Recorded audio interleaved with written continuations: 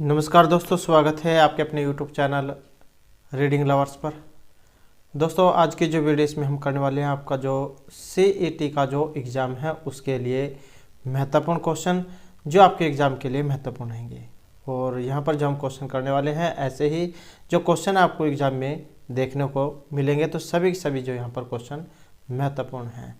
और अगर आपने हमारी इससे पहले वाली वीडियो नहीं देखी है तो इसे आप आई बटन पे क्लिक करके देख सकते हैं, या फिर हमारे चैनल की जो प्लेलिस्ट है वहां पर जाकर आप अब तक के जितनी भी वीडियो हैं सभी को आप देख सकते हैं। और वीडियो शुरू करने से पहले अगर आपने अब तक हमारे चैनल को सब्सक्राइब नहीं किया तो सब्सक्राइब कर लीजिएगा, और साथ में घंटे वाला कोना से दबाकर ऑल पे क्लिक जरूर कर लीजिएगा, जिससे आपको हमारे आने वाली जो वीडियो है उसकी नोटिफिकेशन मिलती रहेगी। और दोस्तों, वीडियो को लाइक कमेंट और शेयर जरूर कीजिएगा। तो पहले जब हम यहाँ पर हिंदी से जो महत्वपूर्ण क्वेश्चन है उनको कर लेते हैं, उसके बाद आपके जो अन्य जो सब्जेक्ट हैं उनके क्वेश्चनों को हम करेंगे। तो हमारा जो यहाँ पर पहला जो क्वेश्चन आ चुका है, और ये है दिए गए वाक्यों में रंगीन छपे हुए शब्दों को शुद्ध वर्तनी के लिए उचित विकल्प चुनिए। तो जो यहाँ पर ये रेड कलर में जो दिया गया है, ये आपने सही बताना है। पूजनीय पिताजी को सादर प्रणाम। तो इसमें से बताना है कि इनमें सही कौन से वाला है।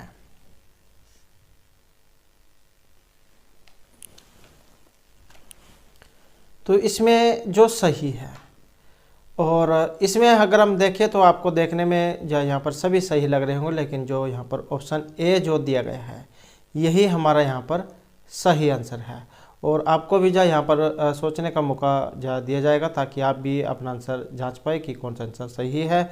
और फिर जो आप बाद में जो कमेंट में जरूर अपने स्कोर जरूर लिखिएगा कि आपने कितने नंबर यहाँ पर इसमें से प्राप्त किए हैं। दूसरा क्वेश्चन आ जाता है, रूप रस गंध आदि के अनुभव के लिए मनुष्य के पाँच ज्ञानेंद्रियाँ हैं। तो ये ज्ञानेंद्रिय बताना है कौन सा सही है। अब इसमें देख सकते हैं कौन से वाला सही है। तो इसमें जो सही है ये ऑप्शन बी वाला है, तो ये सही है। अगला क्वेश्चन आ जाता है, चंद्र ज्योत्सना से सारा उपवन दुग्ध धवल प्रतीत होता था। तो ये ज्योत्सना बताना है कि कौन सा सही है। तो इसमें जो सही है ये ऑप्शन सी वाला है, ये वाला सही है। उसके बाद क्वेश्चन है, तुम्हें इस कार्य के लिए समुचित पारिश्रमिक मिलेगा। ये पारिश्रमिक बताना है कि कौन सा इनमें से सही है। और इनमें जो सही है ये ऑप्शन डी वाला है, पारिश्रमिक। नेक्स्ट क्वेश्चन आ जाता है, साहित्यकार ही समाज को दिग्गर्भांत होने से बचा सकता है। तो इसमें ये दिग्गर्भांत आपने बताना है कौन सा सही बना है। और इनमें जो सही बना है ये ऑप्शन ए वाला है, दिग्भ्रांत। नेक्स्ट आ जाता है निशक्तता। ये जो निशक्तता जो शब्द आया है, इस क्रोध होकर जीने से बेहतर है हंस बोलकर जीना। तो ये एक शब्द है जो इनमें से सही वाला बताना है कि सही वाला कौन सा है। और इनमें जो सही है ये ऑप्शन सी वाला है, निशक्त है। नेक्स्ट क्वेश्चन आ जाता है हमारा, जलप्रपात को देखकर मन आह्लाद से भर गया। तो इसमें कौन से वाला सही है। तो ये जो जिसमें हा जो अलंत है इसी को यहाँ पर सही माना गया है। नेक्स्ट है, इस सहायता के लिए मैं आपकी सदैव अनुग्रहित रहूँगा। ये इसी प्रकार का एक हाल ही में हरियाणा में जो स्टार्ट हुआ था उसमें भी एक ऐसा ही पूछा गया था। तो ये अनुग्रहित आपने बताना है इसमें कौन सा सही है। तो यहाँ पर जो इसमें सही जो माना गया है ये ऑप्शन बी वाले को सही माना गया है, अनुग्रहित ही उसमें पूछा गया था। तो यहाँ पर देख सकते हैं इसमें छोटी मतलब हर्षव ई है, और यहाँ पर दीर्घ ई मतलब बड़ी ई इसमें आएगी। तो ये बड़ी वाला सही है। उसके बाद आ जाता है हमारे यहाँ पर, तुम्हारा यह कथन मात्र अतिशयोक्ति है। अब ये अतिशयोक्ति कैसे होगा। अतिशयोक्ति अलंकार भी होता है जहाँ पर किसी चीज़ को बड़ा चढ़ा कर बताया जाता है, अतिशयोक्ति। तो यही बताना है इसमें अतिशयोक्ति कौन से वाला सही है। और इसमें जो सही है ये ऑप्शन डी वाला है, अतिशयोक्ति। नेक्स्ट आ जाता है, सन्यासी उपन्यास के जो रचयिता ईला चंद्र जोशी है। अब यहाँ पर आपके दो क्वेश्चन बन जाते हैं। एक तो ये बन जाता है सन्यासी क्या है, उपन्यास है, रचयिता इसके ये ईला चंद्र। सही आपने रचिता वाला बताना है। तो रचिता कैसे डलता है? रचिता जो लिखा जाता है ये ऑप्शन डी वाला लिखा जाता है। इस प्रकार से आपका रचिता पड़ता है। 2 क्वेश्चन है, एक तो ये रचिता वाला होगा, इस तरीके से लिखा जाएगा, दूसरा सन्यासी उपन्यास इलाचंद्र जोशी का है। उसके बाद आ जाते हैं दिए गए शब्दों में से प्रयुक्त जो संधि है वो संधि इसमें आपने बतानी है कि संधि का चयन कीजिए। जैसे षडानन है तो 6 मुख वाला, कौन सी संधि इसमें हुई है? व्यंजन है, स्वर है, विसर्ग है या गुण संधि है। तो सट प्लस आनन, तो इसमें जो संधि होगी ये व्यंजन संधि होगी। ट जो है ट ठ ड, ये तीसरा जो अक्षर है, तीसरा वर्ण इसको होगा, ट को तीसरा वर्ण होगा ड, तब जाके ये बनेगा षडानन व्यंजन संधि। नेक्स्ट आ जाता है धर्मात्मा। जब हम इसको भी अलग अलग करेंगे तो क्या बनेगा? धर्म प्लस आत्मा। फिर धर्म जब हम ये बनाएगा इसका धर्म, तो ये जो माँ है इसमें आ है और प्लस में क्या है? आत्मा है। अब अ और अ के मेल से देख सकते हैं इसमें कौन सा बनेगा? स्वर बनेगा, व्यंजन बनेगा, विसर्ग या यण संधि इसमें बनेगी।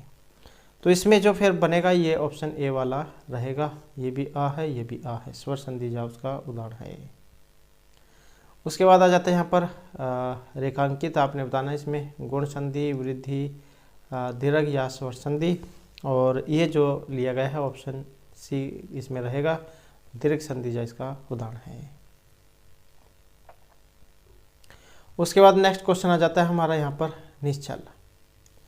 गुण है, विसर्ग है, दीर्घ है या वृद्धि संधि है। तो निहि प्लस छल, ये जो सा जो है इसको विसर्ग हो जाती है, तो उसका उदाहरण है ये विसर्ग संधि का। नेक्स्ट है यहाँ पर दुरुपयोग, इसमें भी विसर्ग है, यण है, गुण है या दीर्घ संधि है। तो इसको जब बनाते हैं तो दुहु प्लस उपयोग, ये रो जो है इसको विसर्ग होती है, दुहु प्लस उपयोग, तो इसमें भी विसर्ग संधि बनती है। नेक्स्ट क्वेश्चन आ जाते हैं हमारे यहाँ पर समास से। समास बताने के लिए उचित विकल्प का चयन कीजिए। जैसे चंद्रशेखर है, चंद्र है शिखर पर जिनके। अब चंद्र पर आप शिखर देख सकते हैं किनके हैं, तो किनके हैं? भगवान शिव जो उन्हीं के सिर पर है चंद्रमा। तो यहाँ पर फिर इसमें समास कौन सा हुआ? तत्पुरुष, कर्मधारय, बहुब्रीहि या द्विगु समास।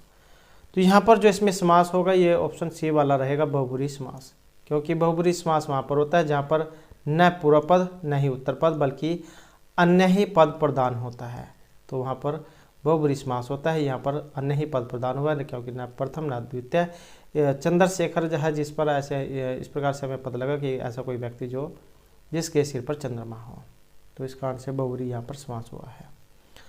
नेक्स्ट आ जाता है हमारा रात दिन। इसमें बताना है द्वंद्व है, द्विगु है, कर्मधारय या फिर अव्ययभाव समास।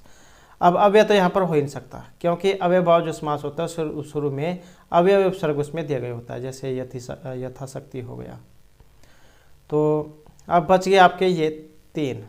ये है द्विगु। द्विगु होता है जहाँ पर शुरू में संख्या दी गई होती है, तो इसमें भी संख्या नहीं है, तो इसका मतलब ये भी नहीं है। अब द्वंद्व या कर्मधारय है, तो यहाँ पर जो इसमें रहेगा ये ऑप्शन ए वाला रहेगा, रात और दिन, जिसमें च या फिर और इस प्रकार का शब्द दिया गया होता है, तो वहाँ पर द्वंद्व समास होता है। या फिर इसकी पहचान ये भी है, जो बीच में ये वाला जो चिन्ह यहाँ पर दिया गया है, अगर ये हो तो वहाँ पर भी द्वंद्व ही होता है।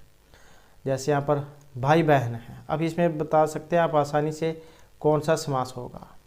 तो कौन सा आपने याद आ गया होगा एकदम से, जिसके बीच में चिन्ह लगा हो, चाहे और भाई और बहन, तो मतलब द्वंद्व समास।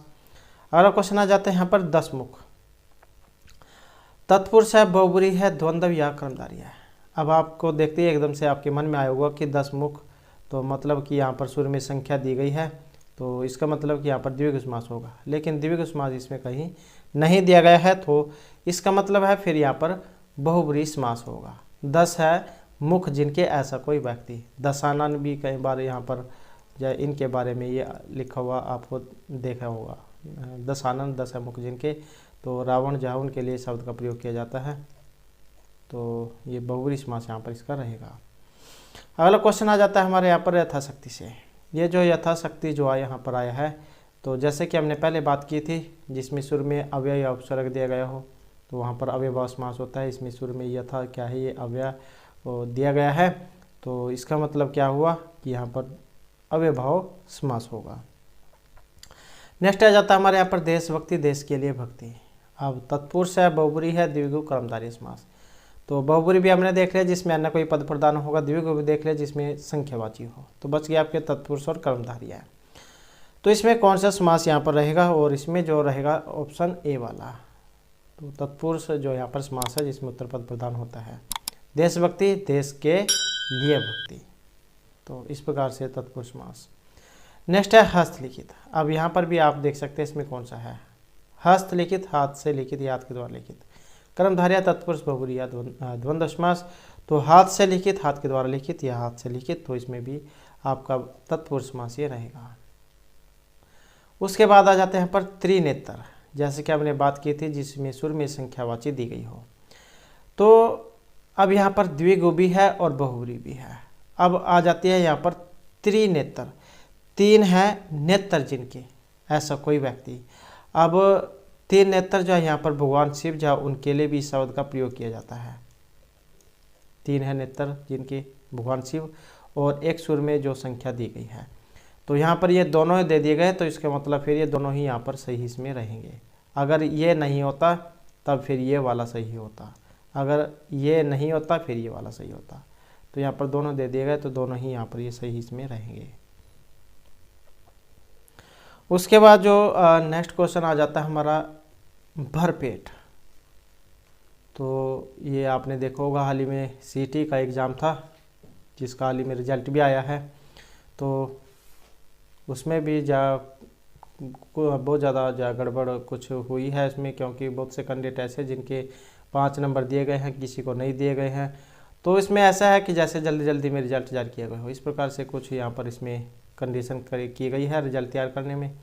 तो साइट पे भी एक जो मैसेज आया हुआ है कि यहाँ पर जो आपको ऑप्शन भरने के लिए दिया जाएगा अपना, अगर किसी ने कोई इसमें मार्क्स या गलत हुए हैं तो आप ठीक करा सकते हैं। तो देखते हैं कि वो लिंक कब आता है, क्योंकि अभी फ़िलहाल साइट पर मैसेज आया है। तो यहाँ पर है भरपेट, इसमें समास अव्ययभाव है कर्मधारय तत्पुरुष या बहुब्री समास। तो भरपेट, पेट भरकर, तो समास कौन सा होगा, समास रहेगा अव्ययभाव समास। नेक्स्ट है आनंद मगन, द्विगु है, तत्पुरुष है, बहुब्री या फिर कर्मधारय समास। तो यहाँ पर जो इसमें समास रहेगा आनंद मगन, आनंद में मगन। तो कौन सा है, ये सप्तमी तत्पुरुष समास इसमें हो जाता है, आनंद में। नेक्स्ट जो हमारा क्वेश्चन आ जाता है यहाँ पर प्रत्येक शब्द में 4-4 शब्द दिए गए हैं और इनमें से 3 के अर्थ समान है और एक अलग है, तो वो जो बेमेल है, अलग है, वही आपने बताना है। तो इसमें अगर हम देखें पहले वाले में अमृत है, पीयूष है, सुधा है और लोचन है। तो इनमें अलग कौन सा है, तो इसमें अगर हम देखें तो यहाँ पर जो ऑप्शन डी वाला जो दिया गया है लोचन, यही इनमें अलग है। लोचन जो आपके आँखें जो होती है, लोचन नेत्र, उनके लिए प्रयोग किया जाता है। बाकी और सब ये अमृत, इनके एक ही नाम है, अमृत, सुधा, पीयूष। नेक्स्ट आ जाता है हमारा यहाँ पर सुमन है, कुसुम है, चमन है और पुष्प है। तो यहाँ पर अगर हम देखें तो सभी जो यहाँ पर फूल के ही नाम हैं, लेकिन जो सी वाला चमन है ये अलग है, ये किसी का नाम भी हो सकता है यहाँ पर। नेक्स्ट आ जाता है हमारा समझ हो गया, ये सोम है, बुद्धि है और अकल है। तो यहाँ पर अगर हम देखें तो इसमें समझ होना, किसी काम को समझना, बुद्धि होती है उसके लिए भी, और अकल, ये सारे तीनों एक हैं। तो ये सोम क्या है, यही अलग है। ये सोम जो है उसमें सोम रस जो है इंद्र जो देवता पान करते थे उनके लिए भी सोम रस का प्रयोग होता है, तो ये फिर इनमें से अलग है, या सोम से सोमवार भी हो सकता है।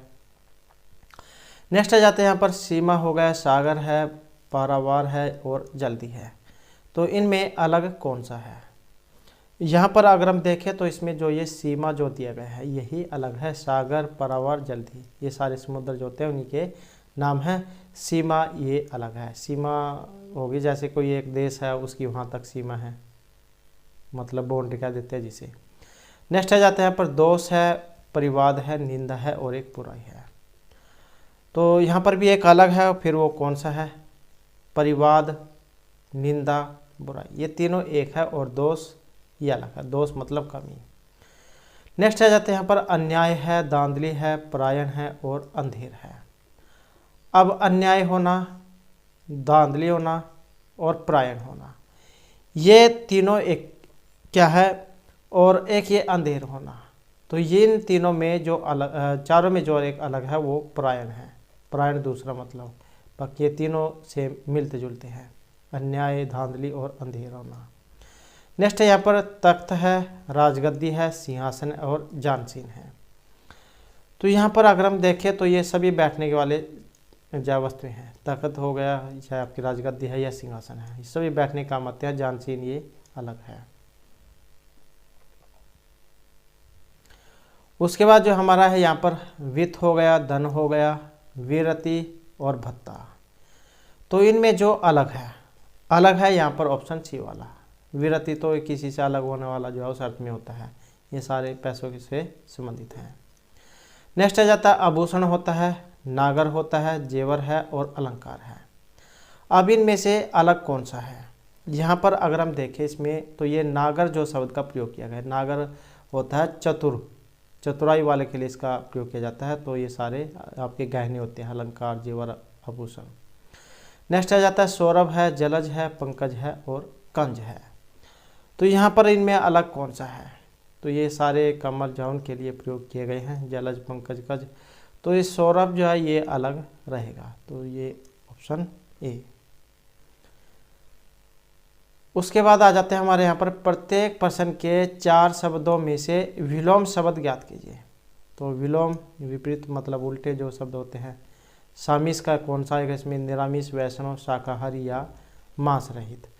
तो इसका जो यहाँ पर अलग बनेगा ये ऑप्शन इसका जो उल्टा होगा ये ऑप्शन ए वाला बनेगा, निरामिष। नेक्स्ट है यहाँ पर व्यय। व्यय होता है खर्चा करना, धन आगमन, आमदनी, धनोपार्जन या फिर आय। तो इसका जो बनेगा ये ऑप्शन डी वाला बनेगा, आय होना, व्यय होना, मतलब पैसे आना और ये खर्च करना। नेक्स्ट है यहाँ तक संयोग। विपर्लंब होता है विरह, वियोग या पार्थक्य है। तो संयोग, वियोग। उसके बाद आ जाता है रुक्ष। ये जो रुक्ष है इसका क्या होता है? पिच्छल, चिक्कण, स्निग्ध या फिर सरस। तो रुक्ष जो कह देते हैं, ये रुक्खा जो होता है, रुक्ष मतलब रुक्खा उसे कह देते हैं। तो रुखे का क्या बनेगा? चिकना, स्निग्ध। नेक्स्ट आ जाता है सूक्ष्म। सूक्ष्म मतलब जो सबसे छोटा होता है, बड़ा है, मोटा है, विशाल है या स्थूल है। तो ये बड़ा, छोटा वो वाला है। तो यहाँ पर जो स्थूल और सूक्ष्म ये उससे लिया गया है। स्थूल सबसे बड़ा, सूक्ष्म सबसे छोटा। ये बड़ा छोटे वाला होता है, ये स्थूल सूक्ष्म होता है। तो ये वाला रहेगा। नेक्स्ट है यहाँ पर विघटन, सामूहिकता, समघटन, एकीकरण या समष्टि। तो विघटन का इनमें कौन सा बनेगा? विघटन का जो बनेगा ये होता है समघटन, विघटन, समघटन। नेक्स्ट आ जाता है विकास। उल्लास है, हरास है, विनाश है या परिहास। तो विकास होना आपने अब पढ़ा ही होगा, क्योंकि बहुत ज़्यादा सुर्खियों में रहता है, हमारे देश का विकास हो रहा है, विकास। तो विकास का उल्टा क्या होता है? हरास। कौन सा बनेगा? बी। नेक्स्ट आ जाता है हमारा यहाँ पर अनायास, सायास, विप्रयास, प्रयास या फिर आभास। तो अनायास का कौन सा बनेगा? इसका बनेगा ऑप्शन ए वाला, अनायास, सायास। नेक्स्ट आ जाता है गरिमा, कालीमा, लघुमा, अरुणिमा या लालिमा। तो गरिमा का क्या बनेगा?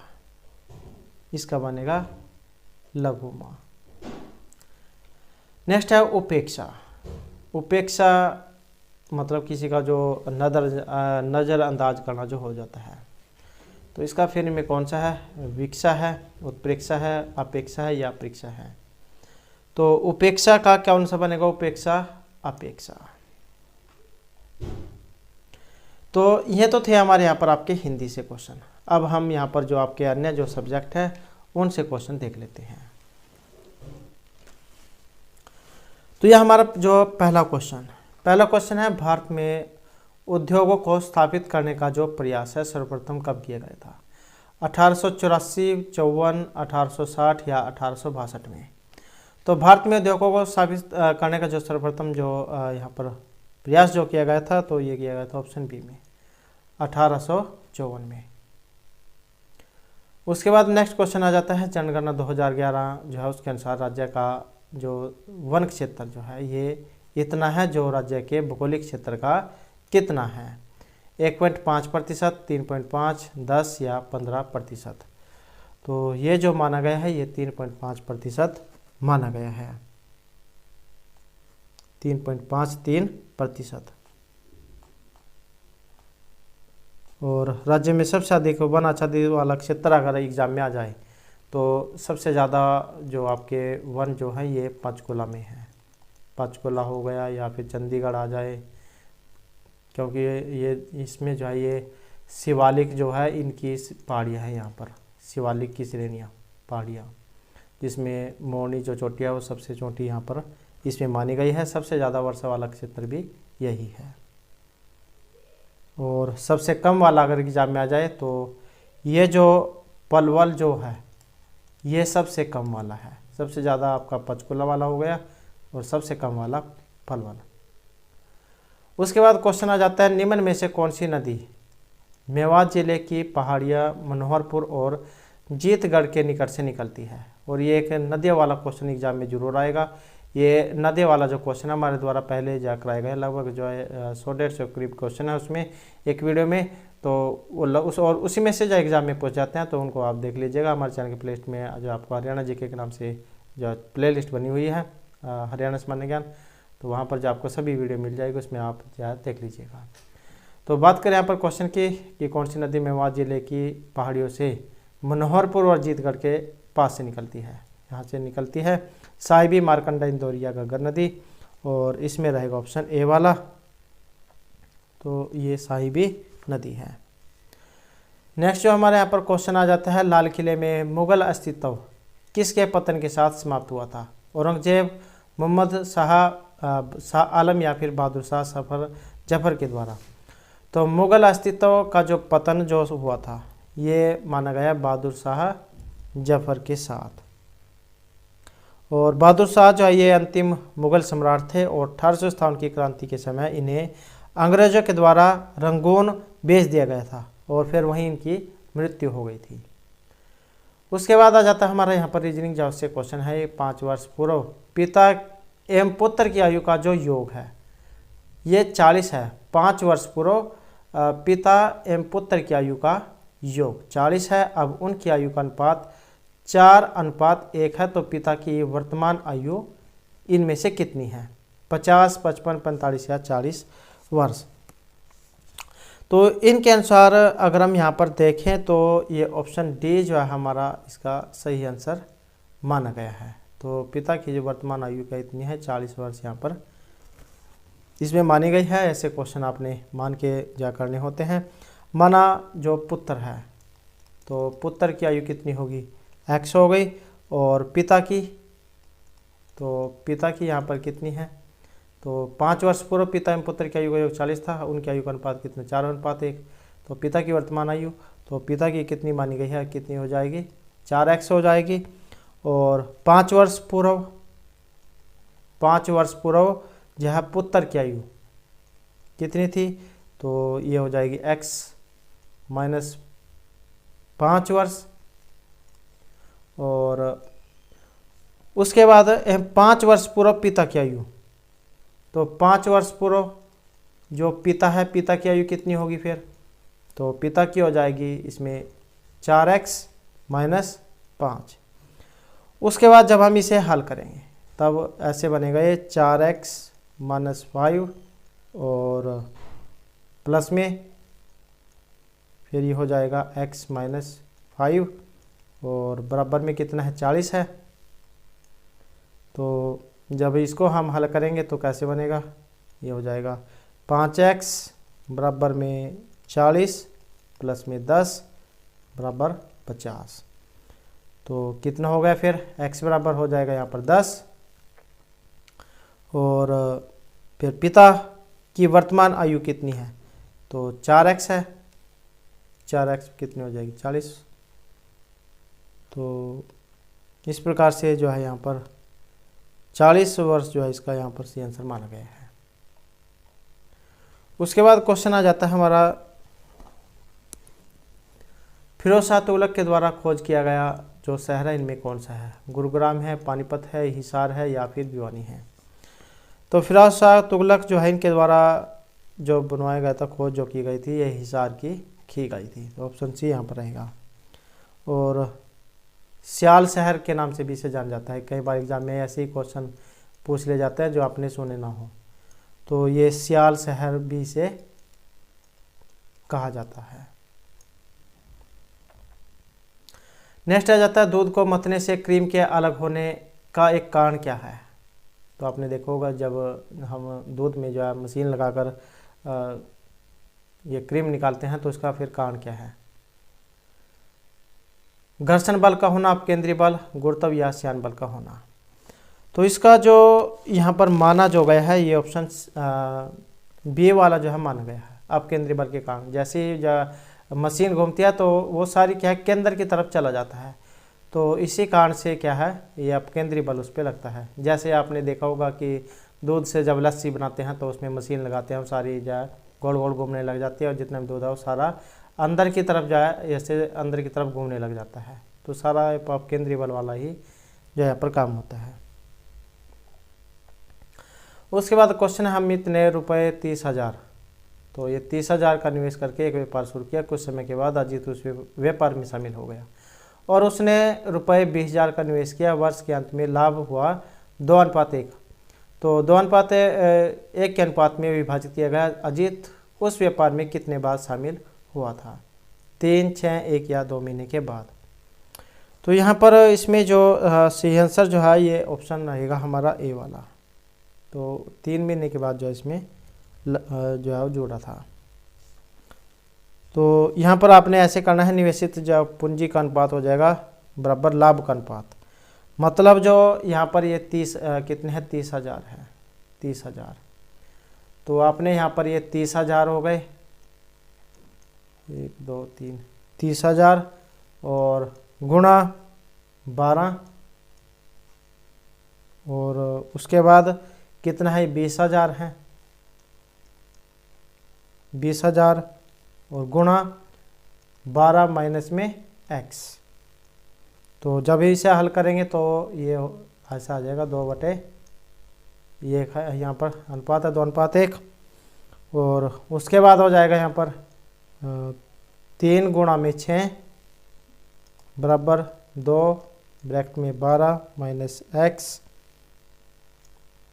और उसके बाद हो जाएगा x बराबर 12 माइनस 9 बराबर 3।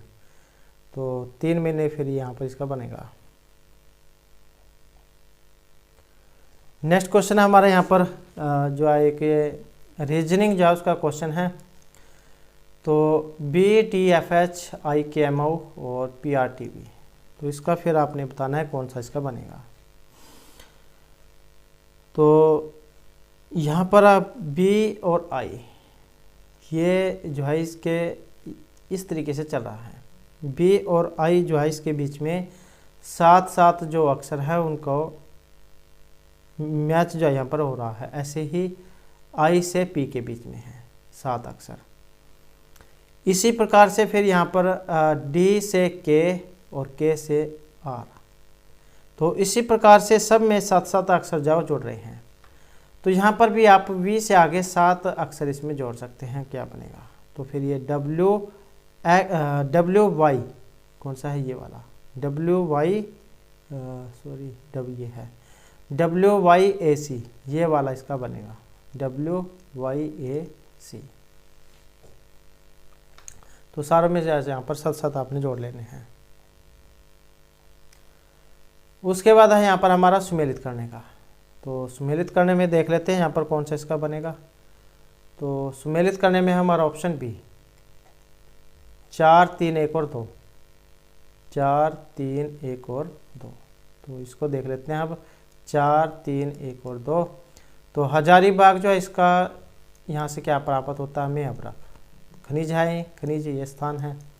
और उसके बाद नेवली जो स्थान से क्या प्राप्त होता है हमें, भूरा कोयला लिग्नाइट।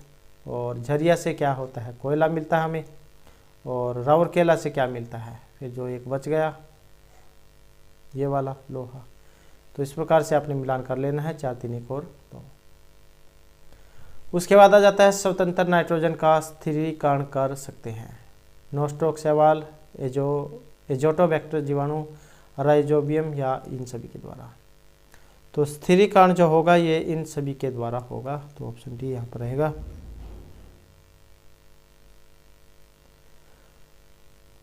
उसके बाद क्वेश्चन हमारा यहाँ पर कलिंग पुरस्कार जो है यहाँ पर दिया जाता है, तो कौन देते हैं इसको, यूनेस्को, उड़ीसा की सरकार, बीजू पटनायक या CSIR। तो ये कलिंग पुरस्कार दिया जाता है और ये दिया जाता है यूनेस्को के द्वारा। कलिंग फाउंडेशन ट्रस्ट के संस्थापक जो है अध्यक्ष है बीजू पटनायक, तो ये थे बीजू पटनायक इसके। उसके बाद जो हमारा यहाँ पर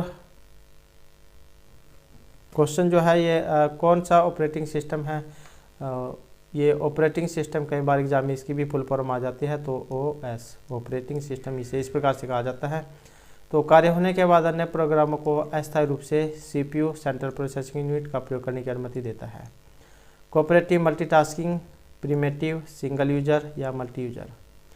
तो ऑपरेटिंग सिस्टम कार्य करने होने के बाद तो इसमें जो रहेगा ये ऑप्शन ए वाला है, कोऑपरेटिव मल्टीटास्किंग। नेक्स्ट आ जाता है हमारे यहाँ पर यमुना नदी हरियाणा में कौन से ज़िले में प्रवेश करती है। तो ये आपने बताना है कौन से ज़िले में प्रवेश करती है, यमुनानगर, कैथल, भिवानी, करनाल। तो आसान क्वेश्चन है और ऑप्शन ए वाला रहेगा यमुनानगर। तो ताज्य वाला जो स्थान है वहाँ से जैसे यमुनानगर में जो प्रवेश करती है, और यह जो कुरुक्षेत्र, करनाल, पानीपत, फरीदाबाद जिले से होकर बहती है और एक प्रमुख सहायक नदी है। नेक्स्ट आ जाता है हमारा, यदि P बराबर 6, P बराबर 6, J बराबर 4, L बराबर 8 और M बराबर 24 हो तो ये आपने सीरीज किसके बराबर है, तो ये आपने फिर इसको बताना है। तो इसमें जो हम यहाँ पर ये आपने इनको रखने हैं, तो जैसे 6 हैं, P बराबर 6, तो यहाँ पर क्या आएगा, फिर ये 6 आएगा। तो इस प्रकार से आपने फिर ये रख लेना है इसमें। तो ये बन जाएगा आपका 24 और उसके बाद हो गए यहाँ पर 8 गुणा 4 जमा 6 बराबर में 3 गुणा 4, 3 गुणा 4 प्लस में 6 बराबर हो जाएगा 18। तो ये इनकी जगह पर आपने रख के देख लेना है। बोर्ड मास जो उसका फार्मूला यहाँ पर लगेगा, बा गुणा जमा माइनस वाला, तो उसको लगा लेना है। फिर ये 18 जो आपका यहाँ पर आंसर इसमें आ जाएगा। नेक्स्ट आ जाता है हरियाणा राज्य की सबसे अधिक महत्वपूर्ण नदी इनमें कौन सी है, यमुना, घग्गर, सरस्वती या मारकंडा। तो सबसे अधिक जो यहाँ पर महत्वपूर्ण है ये यमुना नदी है, क्योंकि इससे ज़्यादा जो क्षेत्र है वो सिंचित होता है। नेक्स्ट आ जाता है हमारा 1756-57 के दौरान हरियाणा राज्य किसके नियंत्रण के अधीन था, मुगलों के, सिख, मराठों या इनमें से कोई शक नहीं। वेरी वेरी इंपॉर्टेंट क्वेश्चन है। 1756-57 के दौरान हरियाणा राज्य किसके नियंत्रण में था, तो ये जो माना गया है मराठे जो है इनके अधीन था ये। और इसी दौरान पानीपत का जो द्वितीय युद्ध है अकबर और हेमू के बीच हुआ था, जिसमें अकबर की विजय हुई थी। उसके बाद आ जाते हैं यहाँ पर मेमोरी इनपुट है और आउटपुट डिवाइस को कौन नियंत्रित करता है, मेमोरी इनपुट और आउटपुट डिवाइस को CPU central processing unit, arithmetic logic unit, memory और या फिर CPU। तो इनमें से नियंत्रण कौन करता है, तो नियंत्रण करेगा यहाँ पर ऑप्शन ए वाला, ये जो CPU होता है।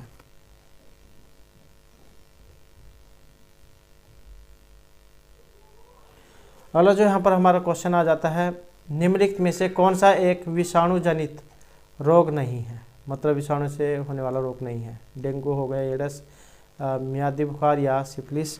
और इसमें जो दिया गया है ये ऑप्शन सी वाला, तो ये इनमें नहीं है। नेक्स्ट आ जाता है हमारा हरियाणा में जुलाई से सितंबर महीने के मध्य किन पवनों के द्वारा वर्षा होती है जुलाई से सितंबर में? पछुआ पवन, व्यापारिक, दक्षिण पश्चिमी मानसून या पश्चिमी विक्षोभ के कारण? तो यह जो होती है ये ऑप्शन सी रहेगा, दक्षिणी पश्चिमी मानसून के द्वारा जुलाई से सितंबर में। नेक्स्ट आ जाता है चीनी यात्री हेनसांग, ये किस सम्राट के समय में हरियाणा क्षेत्र में आए थे? हर्षवर्धन है, राज्यवर्धन है, प्रभाकर वर्धन है या माधव गुप्त है? तो चीनी यात्री हेनसांग जो आए थे ये आए थे ऑप्शन ए वाले, हर्षवर्धन जो है इनके समय में आए थे, जो उस समय जो इस समय वर्तमान में कुरुक्षेत्र, जहाँ कुरुक्षेत्र में जो तानेश्वर स्थान है वहाँ के राजा थे हर्षवर्धन, तो इनके समय में आए थे। और इनका जो समय है ये 606 से 647 ईस्वी माना गया है। और हेनसांग जो इनको यात्रियों का राजकुमार भी कहा गया है। और वह एक प्रसिद्ध चीनी बौद्ध भिक्षु भी थे। वह 15 वर्ष तक भारत में रहे और अपनी पुस्तक सी यू की में अपनी यात्रा और तत्कालीन भारत का विवरण इनके द्वारा दिया गया है। तो ये जो इसका सही आंसर हमारा रहेगा। नेक्स्ट क्वेश्चन हमारे यहाँ पर वर्ष 2022 में IPL इंडियन प्रीमियर लीग के टाइटल स्पॉन्सरशिप के लिए अगले 2 वर्ष के लिए इनमें से किस कंपनी ने समझौता किया है? टाटा ग्रुप ने, वीवी समूह, इंडियन ऑयल कॉरपोरेशन या रिलायंस इंडस्ट्री ने? और यहाँ पर जो सी आंसर ऑप्शन रहेगा ए, टाटा ग्रुप ने। नेक्स्ट जो हमारे यहाँ पर क्वेश्चन है, प्रेजेंटेशन स्लाइड शो तैयार करने के लिए सामान्यतः कौन सा एप्लीकेशन इस्तेमाल में किया जाता है? फोटोशॉप, पावर पॉइंट और आउटलुक एक्सप्रेस या इंटरनेट एक्सप्लोरर? तो प्रेजेंटेशन या फिर स्लाइड शो जो हम बनाते हैं ये पावर पॉइंट जो होता है इसमें हम ये बनाते हैं। नेक्स्ट क्वेश्चन है, शराब पीकर वाहन चालक के श्वसन परीक्षण में यातायात पुलिस क्या करती है? पोटेशियम डाइक्रोमेट सल्फ्यूरिक अम्ल, एसिड, पोटेशियम परमैंगनेट सल्फ्यूरिक अम्ल, फिल्टर पेपर की हल्दी या सिल्वर टाइट्रिक की परचरी सिलिका जेल? तो जब ये कोई शराब पीकर गाड़ी चलाता है तो फिर वो जब के मुख के अंदर जो एक उपकरण जो डालते हैं उसमें फिर परीक्षण जो है किस प्रकार का होता है वो, तो इस प्रकार का जो परीक्षण है इसमें ऑप्शन ए वाला रहेगा, पोटेशियम डाइक्रोमेट सल्फ्यूरिक अम्ल एसिड जो उसमें होता है, जिसके द्वारा जो उसके बारे में पता लगता है।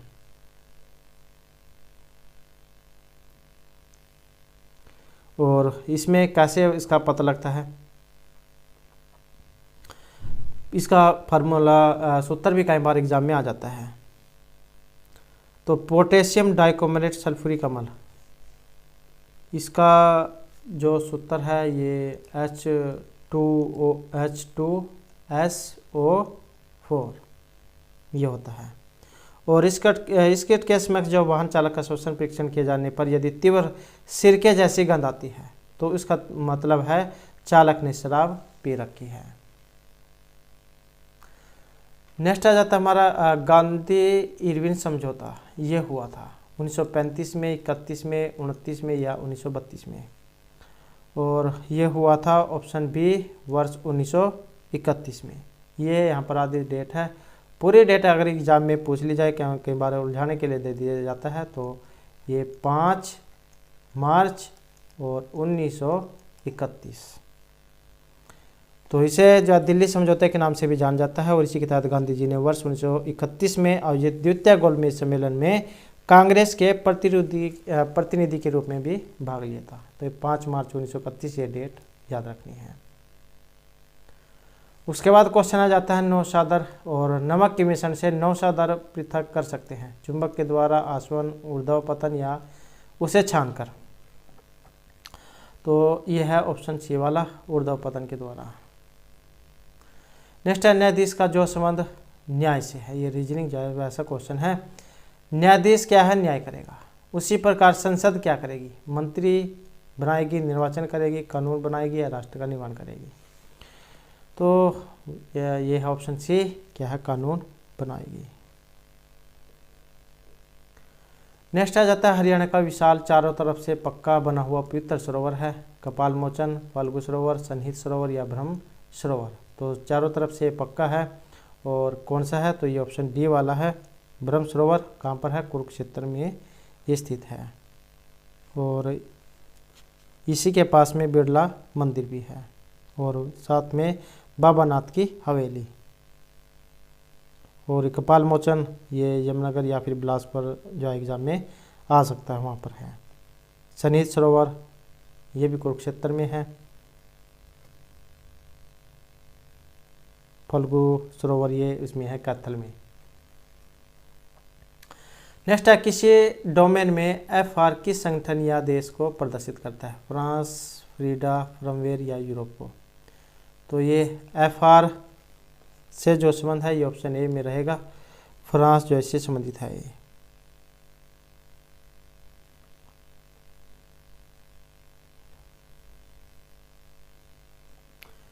तो ये इसके बारे में भी थोड़ा सा जो हम देख लेते हैं FR, क्योंकि ऐसा क्वेश्चन है एग्जाम में पूछा जा सकता है। तो ये डोमेन नेम जो है ये संगठनों और देश के प्रकार द्वारा व्यवस्थित किए जाते हैं। डोमेन नेम में अंतिम भाग संगठन या देश के प्रकार को अंकित करता है। यदि डोमेन नेम के अंतिम भाग में केवल 2 अक्षर हों तो वह देश को दिखाता है, जैसे FR है। तो FR डोमेन जो है ये फ्रांस देश को प्रदर्शित करता है। फ्रांस जब हम लिखते हैं FRANS तो फ्रांस FR शुरू के 2 अक्षर इसमें आए हैं। उसके बाद नेक्स्ट क्वेश्चन है किस पुस्तक में हरियाणा के थानेसर और कुरुक्षेत्र के क्षेत्र में बहने वाली नदियों का विवरण दिया गया है। तो हरियाणा के थानेसर और कुरुक्षेत्र में बहने वाली नदियों का, तो ये उल्लेख वामन पुराण, पृथ्वी पुराण, पुराण कथा या कथा साहित्य में है। तो इनके बारे में जो उल्लेख हुआ है ये वामन पुराण में हुआ है, जिसमें कौशिकी, सरस्वती, पुण्या, वैतरणी ये इन नदियों का उल्लेख हुआ है। उसके बाद क्वेश्चन आ जाता है भूमंडलीय तापन, ग्लोबल वार्मिंग जो है इसका प्रमुख कारण क्या है। जीवाश्म ईंधन को जलाना, बार बार ज्वालामुखियों का फटना, पेड़ों का काटना या पृथ्वी सूर्य के निकट आती जा रही है। तो ये ग्लोबल वार्मिंग जो है इतनी जो गर्मी बढ़ती जा रही है इसका कारण है ऑप्शन ए वाला, जीवाश्म ईंधनों को जलाना। तो यही जो ग्रीन हाउस प्रभाव का कारण यहाँ माना गया है। नेक्स्ट जो हमारे यहाँ पर क्वेश्चन आ जाता है कुछ घोड़े और उतनी ही संख्या में आदमी कहीं जा रहे हैं। तो क्या है, कुछ घोड़े हैं और उतनी संख्या में आदमी ये कहीं जा रहे हैं। आधे आदमी अपने घोड़े पर बैठे हैं जबकि शेष आदमी अपने घोड़े का नेतृत्व करते हुए पैदल चल रहे हैं। यदि जमीन पर चल रहे पैरों की संख्या 70 हो तो बताइए कि घोड़ों की संख्या कितनी है। ये सेम वैसे ही क्वेश्चन है जैसे आपने जो है वो बकरिया मुर्गों वाला जो क्वेश्चन किए होंगे, तो सेम वैसे ही है यहाँ पर भी। तो इसमें जो हमारा यहाँ पर आंसर है ऑप्शन कौन सा है, ये है ऑप्शन सी। तो 14 जो है यहाँ पर इसका आंसर रहेगा। यहाँ पर भी वैसे ही आपने जो घोड़े जो है उनको मान लेना, उनकी संख्या होगी जैसे x हो गई, घोड़ों की x है, और आदमियों की कितनी है इनकी भी मान लिया x ही है या y मान लेते हैं। तो घोड़े जो है उनके कितने होते हैं, घोड़े के होते हैं 4 पैर और आदमी के होते हैं 2 पैर।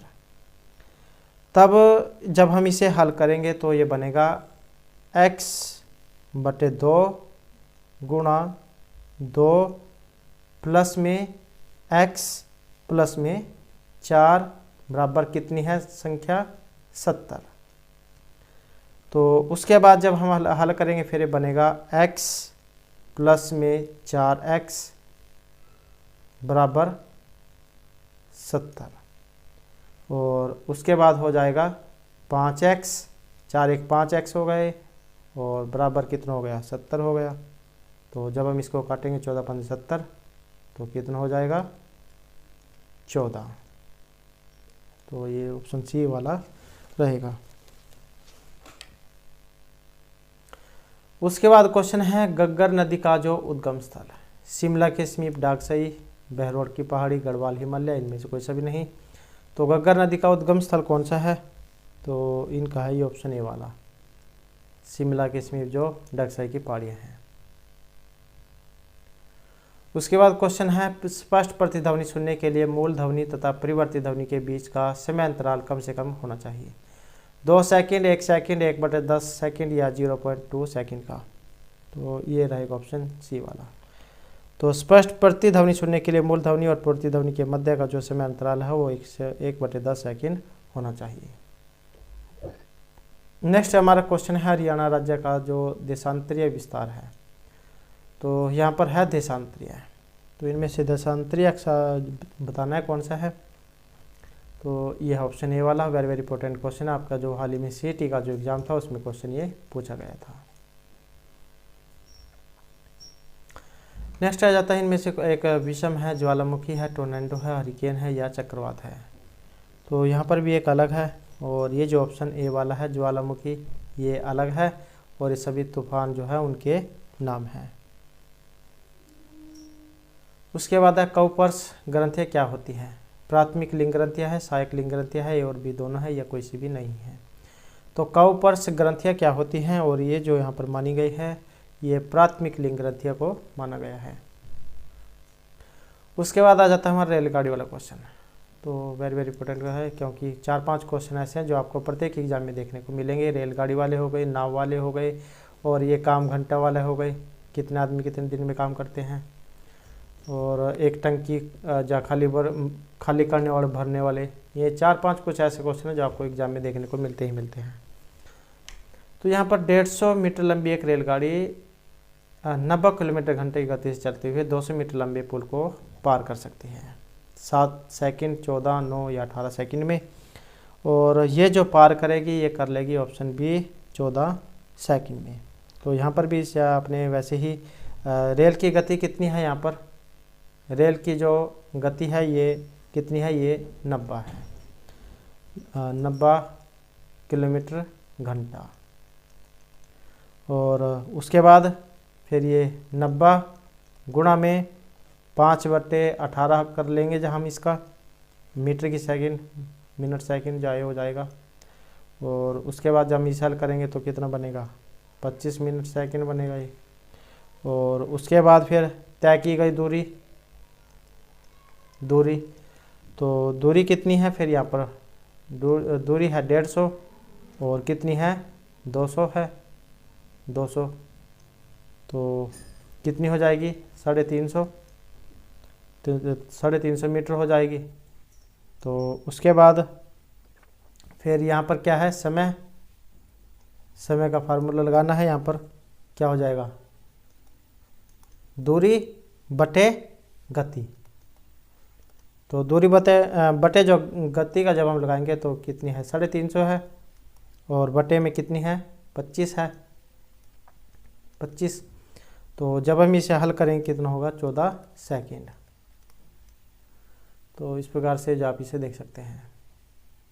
उसके बाद क्वेश्चन आ जाता है, सरस्वती वन्यजीव अभयारण्य ये किस जिले में है, हिसार, कैथल, सिरसा या पलवल में। तो ये कहाँ पर है, ये है कैथल में, और या फिर कैथल हो या फिर ये कुरुक्षेत्र हो, क्योंकि इसका कुछ भाग जो है कुरुक्षेत्र में भी बताया गया है। और इस वन्यजीव अभयारण्य की जो स्थापना है ये 29 जुलाई और 1988 29 जुलाई 1988 को हुई थी। और यह जो अभयारण्य है 4452.85 इतने हेक्टेयर क्षेत्र में फैला हुआ है, और सुंदर जंगल के नाम से भी इसे जाना जाता है। और यहाँ पर कौन कौन से जीव जंतु पाए जाते हैं, तो यहाँ पर आपको देखने को मिलेंगे हिरण, चीतल, जंगली बंदर, सांभर, नीलगाय, ये आपको यहाँ पर देखने को मिलेंगे। उसके बाद हमारा क्वेश्चन है, निम्न में से कौन सा प्रदेश हरियाणा के पश्चिम में है। पंजाब है, राजस्थान है, उत्तर प्रदेश है या हिमाचल है। तो यहाँ पर पश्चिम में है, और पश्चिम में कौन सा है, ये राजस्थान है। नेक्स्ट है, एस्ट्रोजन की रासायनिक प्रतिक्रिया क्या होती है। एक वसीय अम्ल है, अमीनो अम्ल है, प्रोटीन है या स्टेरॉइड है। तो ये होता है ऑप्शन डी वाला स्टेरॉइड। उसके बाद क्वेश्चन आ जाता है, भिवानी बॉक्सिंग क्लब की स्थापना जगदीश सिंह, मनोज कुमार, विजेंद्र सिंह या जसजीत कौर। तो भिवानी बॉक्सिंग क्लब की स्थापना का जो संबंध है ये ऑप्शन डी से है। जसजीत कौर भिवानी जैसे बॉक्सिंग के पावर हाउस के नाम से भी जाना जाता है, तो वो भी आपने याद रखना है। उसके बाद क्वेश्चन आ जाता है जल को जीवाणु रहित करने के लिए उपयोगी पदार्थ है धावन सोडा, बेकिंग सोडा, फिटकड़ी या विरंजक चूर्ण। तो जल को जीवाणु रहित करने के लिए हम इनमें से जो उपयोग करते हैं तो ये किया जाता है, ये इसका कौन सा था, ये जो है यहाँ पर ये जो है इसमें सॉरी ऑप्शन ए वाला था, ये जगदीत सिंह है, ये वाला नहीं है, ये वाला है, इसका आप ये जो है सही कर लेना। तो ये क्वेश्चन हमारा जल को जीवाणु रहित बनाने के लिए। तो इसमें जो यहाँ पर प्रयोग किया जाता है ये ऑप्शन डी रहेगा, विरंजक चूर्ण का। नेक्स्ट जो हमारे यहाँ पर क्वेश्चन आ जाता है वैज्ञानिकों के एक समूह ने किस राज्य में अल्पाइन पौधे की एक नई प्रजाति की खोज की थी? झारखंड, तमिलनाडु, अरुणाचल प्रदेश या राजस्थान। और यहाँ पर जो सी आंसर है ऑप्शन रहेगा सी, अरुणाचल प्रदेश। उसके बाद हमारा क्वेश्चन आ जाता है हरियाणा का क्षेत्रफल से। आसान क्वेश्चन है, लगभग एग्जाम में देखने को मिल जाता है, तो आसान है, 44,212 वर्ग किलोमीटर। नेक्स्ट क्वेश्चन आ जाता है हमारा यहाँ पर, यदि किसी महीने के तीसरे शनिवार को 17 तारीख है तो उस महीने के चौथे बुधवार को क्या तारीख होगी? 22, 28, 24 या 21। अगर किसी महीने के तीसरे शनिवार को 17 तारीख है तो यहाँ पर आप इसमें इस प्रकार से कर सकते हैं, मतलब महीने का पहला शनिवार, पहला जो शनिवार है तो ये कितना है 17, तो 17 माइनस 14 तो कितना हो जाएगा 3 तारीख। उसके बाद महीने का पहला बुधवार 7 तारीख हो गई।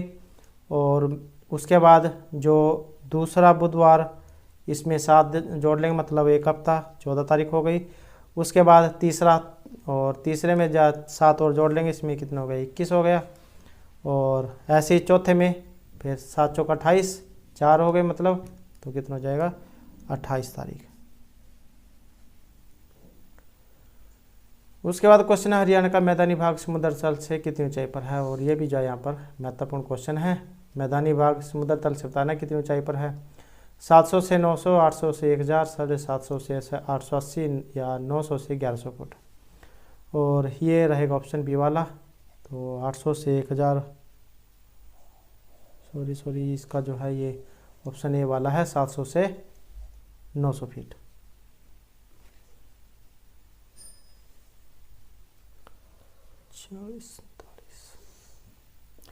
उसके बाद हमारा यहाँ पर क्वेश्चन हरियाणा के दक्षिणी पूर्वी भाग में कौन सा प्रदेश है? दिल्ली है, राजस्थान है, हिमाचल या उत्तर प्रदेश। तो दक्षिण पूर्व भाग, और इसमें है दिल्ली। नेक्स्ट क्वेश्चन आ जाता है हरियाणा के निम्नलिखित में से कौन सा जिला खनिज संसाधनों में सबसे ज़्यादा समृद्ध है? फतेहगढ़ हो गया, महेंद्रगढ़, अम्बाला या हिसार। और यहाँ पर हमारा सी आंसर है ऑप्शन बी, महेंद्रगढ़। यहीं पर ही सबसे ज़्यादा जो खनिज है वो पाए जाते हैं, जैसे चूना हो गया, चूने का पत्थर, ग्रेफाइट, लोह एसक, अभ्रक, क्वार्ट्ज, संगमरमर, मार्बल, स्लेट पत्थर, मैग्नीज, ये सभी महेंद्रगढ़ में पाए जाते हैं। तो दोस्तों ये थे हमारे आज के यहाँ पर सीईटी एग्जाम के लिए महत्वपूर्ण क्वेश्चन। और अगर आपने अब तक हमारे चैनल को सब्सक्राइब नहीं किया तो सब्सक्राइब कर लीजिएगा। और हमारे साथ अंत बनाने के लिए धन्यवाद।